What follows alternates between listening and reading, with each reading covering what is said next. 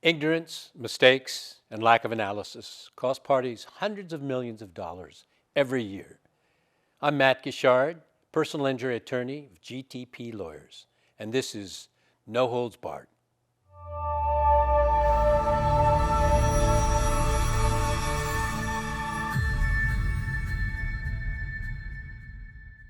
In this episode, I'm going to call Fido Follies. Principally, we're going to talk about dog bites. I always have to laugh when people tell me, my dog doesn't bite. And I always ask them, does he have teeth? Because if a dog has teeth, it can bite. I want to talk a little bit about California Civil Code section 3342A. And that says that if your dog bites somebody when the dog is in a public place, the person is a public place, or even on private property, you can very well be responsible for that dog bite, even if it's on the property of the owner. So in California, we don't have the one bite rule. In many states, there's the one bite rule. And what that means is the dog gets a free bite. Here in California, no free bites. Dog bites one time, you're responsible. Or the owner is responsible. In many states, the owner is responsible only after a couple of bites. And here, after a couple of bites, there can also be potential criminal responsibility. So let's talk about that one bite rule, and let's talk about dog bites. One of the things I always like to tell people is, if you're walking your dog and another dog attacks your dog, don't put your hand in the dog fight, because that is oftentimes how dog litigation cases come about. Somebody's walking a dog, they think it's smart to try to separate the dogs. That's why you carry a walking stick or something else. Or better yet, just pull back. Try to get help from somebody else. Because if you reach in and get your hand bitten, the owner of that dog, which might be you, can't be responsible for the bite. And another very important factor is a doctor who treats people or evaluates people for dog bites has a duty to report that dog bite. Typically in our counties in California, they report it to the animal control. And if it's on record to animal control, even if the dog bit its owner, the next time that dog bites, there is a record of it. So I'll tell you a case. We had a case involving a run out from a side yard, attacking a dog and killing it.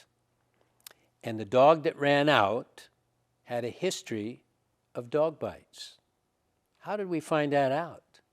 Because the people lived in a different city, and we went to the animal control people in that other city.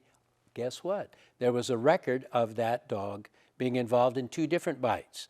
But amazingly, they went to a hearing, and the owners promised that they were going to move from the area.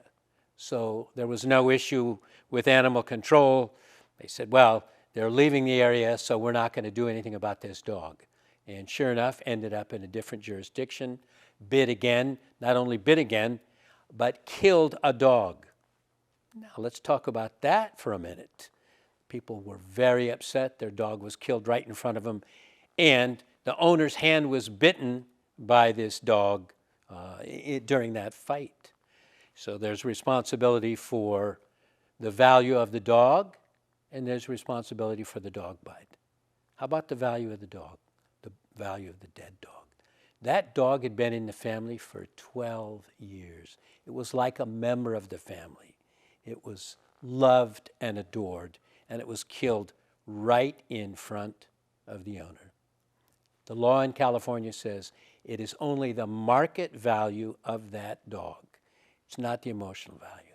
So that the owners don't get emotional distress damages for losing their pet right in front of them. They do get, and potentially can get, punitive damages. Well, why is that? Because the owner of the dog that killed their dog and bit them had prior bites. So that owner was on notice. In California, also a civil code section, 3342.5 says, if you have a dog that's bitten or is dangerous in any way, it's a strict liability matter, and you have a duty to ensure that that dog does not bite anyone again in the future.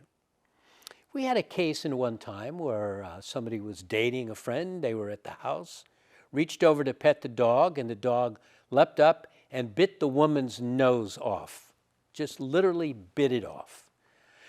There was no history of that dog biting, but too bad. The case had some incredible value for the disfigurement of a person. Another case we had is a family had a loving dog, but they knew it didn't like children. They had a kid of their own, didn't seem to bother that child. But when a friend came over to play, they were smart enough to say, okay, we're going to take the dog out of the backyard and put it inside the house while the kids play in the backyard. Unfortunately, the visiting little girl had to go to the bathroom. She went into the house, opened the door, and the dog attacked her. She had multiple bites on her face and her arms. She had something in the neighborhood of 72 stitches. And over a lifetime, up until adulthood, she had plastic surgery.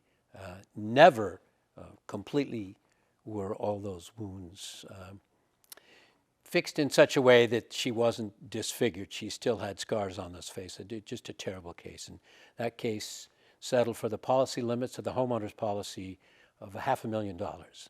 Let's talk a little bit about insurance in these cases.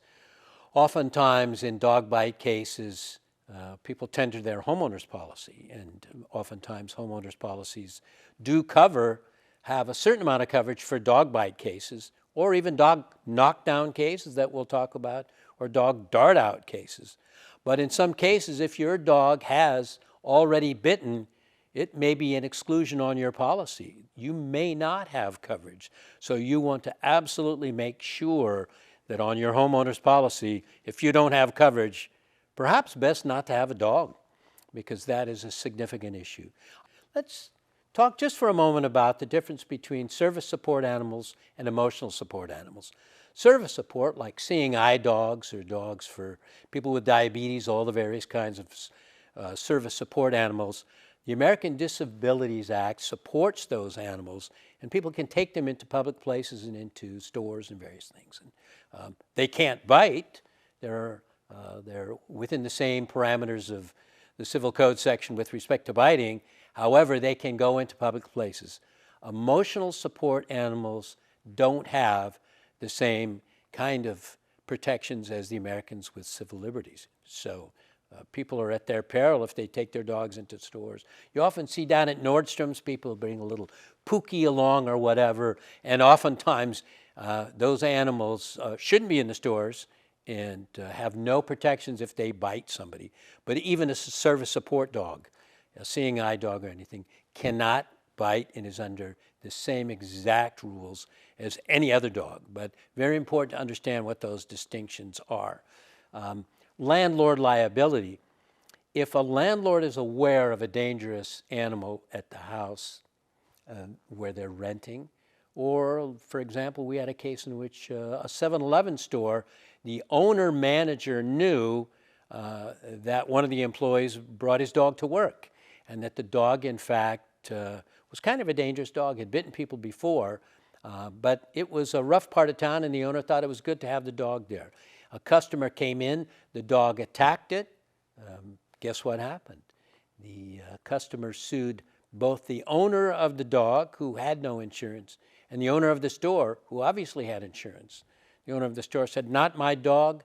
Law said, "Too bad. You were aware of this dog, you were aware of the dangerous propensities of the dog, and you allowed it to come to the store for actually guard dog duties." So that owner was absolutely liable under the law. Same thing about renters or anything like that. If a landlord knows that you have a dog and knows that the dog has a propensity to bite and doesn't do anything about it, that landlord could potentially be liable for that dog biting somebody, a visitor who comes, or bites the landlord himself. But those are issues you need to think about, very important about dog liability cases. When we talk about insurance, very important to decide whether or not You want to ensure that you have coverage for your animal, or if you've been bitten, you want to check whether or not there's a homeowner's policy or a policy of insurance that covers the particular person, because the last thing you want to see is you get seriously injured by a dog bite case. The owner has no insurance, the owner has no assets. In those cases, you're kind of stuck. We think of criminal cases also where the dogs are so dangerous that in fact they've bitten a number of times, and in those cases many times the district attorney will file criminal cases against them. And we all can think of back that famous San Francisco case in which two very large dogs with dangerous propensities escaped from an apartment, ran down the hallway, and literally killed a human being. And the owners were charged with manslaughter, if I'm not mistaken, perhaps even second-degree murder, inherently dangerous act, and they were convicted. Very, very serious. So dogs can cause lots of harm, and you want to be very, very careful with your dog, knowing your dog. And you hear many times about a dog attacking a child or killing something, and the owners have the responsibility and do, in fact, have that dog put down. But as many times as we hear that, we hear them, no, it's a member of the family, we're not going to take them down. Knockdown cases are pretty serious because you can think of elderly people walking their dogs, another dog comes out and perhaps attacks the dog, or just comes out and frightens the old person who falls down, breaks a hip, and we all know what can happen with that. So we think of knockdown cases as every bit as serious as dog bite cases. They oftentimes do implicate the same homeowners' policies, but that's kind of important. And then we often think of dart-out cases. So we had a case in which people were dog-sitting. They were watering in the backyard where the dogs were, went out to the front yard, left the gate open. The dogs darted out into the street. Somebody driving down the street in their car swerved to try to avoid the dogs that had darted out, caused an accident, and several people were injured. Whose responsibility was that? Ultimately, it was found to be two. The homeowners themselves, because their dogs, they knew were dart-out dogs. This had happened before, they just hadn't caused any injury. And the person who left the gate open irresponsibly and allowed the dogs to get back. Their role was to actually watch over those dogs. That was their dog-sitting duty, and they didn't do it. They actually had a homeowner's policy for their home, and that policy was implicated in that particular case, which helped to resolve the injury case for the motor vehicle accident, surprising. So that's one of the issues that we want to talk about. When it comes to dog bite cases, very serious. I want to go back again and say, don't put your hand in. We did have a case of a pit bull attacking a man who was walking his dog, and the pit bull literally bit off his finger when he reached into the fight between his dog and the pit bull. We resolved that case for a significant amount of money. You know, I mentioned pit bulls, and they can have a propensity to be dangerous in the sense that attacking other animals. But any dog that has teeth can bite, and we often think of the little nipper-yippers, and many, many times the knockdown cases involve dogs that are small, are diminutive. They're not attacking other dogs, but they're running out and jumping up and causing fright. And sure enough, we have those kinds of issues. And any dog, the dart-out case that we had was a German Shepherd. The two dogs that ran out and attacked the dog in front of people, those were German Shepherd dogs. And not that they're any different or any worse than anything else. But there are certain breeds that are bigger, and in and of itself, when they're bigger, they can knock people down and perhaps be a little more dangerous. But all dogs who have teeth can bite. All dogs who have teeth can injure people. I recall coming back from shopping one day, and I happened to buy binders for school, and a Doberman ran out of a house, came right towards me, its hackles, its hair standing up, its teeth bared, and the owner came out on the porch and kind of chuckled and said, "Don't worry, he doesn't bite." I said, "He has teeth, doesn't he? He bites." So I wasn't very happy. My heart was beating very fast, and fortunately didn't bite me, but certainly could have bitten me. So all dogs, you want to be careful about it. And as a matter of fact, we're talking about dogs, but pets.